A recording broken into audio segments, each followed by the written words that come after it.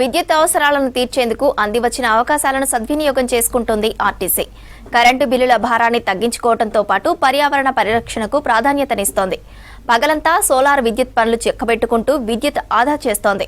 ఖాళీ స్థలాలను సద్వినియోగం చేసుకుంటూ బస్ స్టేషన్ డిపో, గ్యారేజ్ భవనాలపై రూప్ టాప్ ప్లాంట్లు అమర్చి సౌర వెలుగుల బాట పట్టింది మంచిర్యాల ఆర్టీసీ.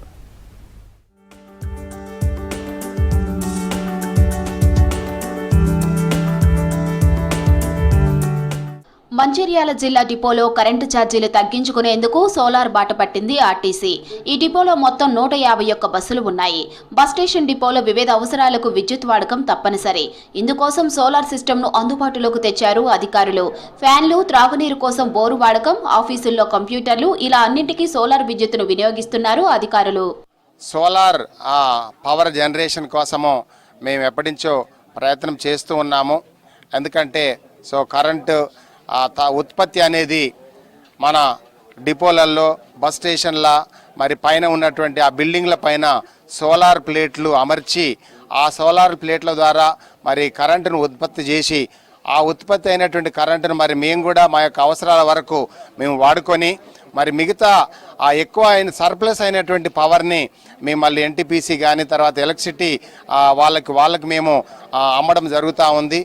దాని ద్వారా ఏంటంటే మా సంస్థలో మరి మిసిలేనియస్ ఖర్చులు, కరెంటు బిల్లులు కూడా బాగా వస్తూ ఉన్నాయి. కాబట్టి ఆ కరెంటు బిల్లులు కూడా కొంత ఖర్చు తగ్గించుకొని ఆ ఖర్చు తగ్గడం మేర కోసం మేము ప్రయాణికులకు ఎక్కువ సేవ చేయడానికి కూడా అవకాశం ఉంటుంది.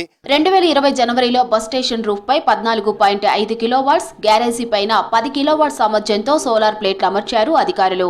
ఆర్టీసీతో ఒప్పందం ప్రకారం సోలార్ విద్యుత్ ఉత్పత్తిని 30 ఏళ్ల పాటు మైనస్ కార్విక్ కన్సల్టెన్సీ అనే సంస్థ పర్యవేక్షిస్తుంది.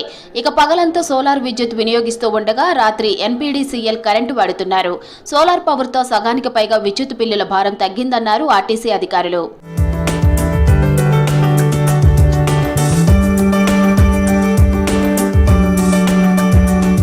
సోలార్ పవర్ తో విద్యుత్ ఖర్చులను తగ్గించుకుంటున్నారు అధికారులు.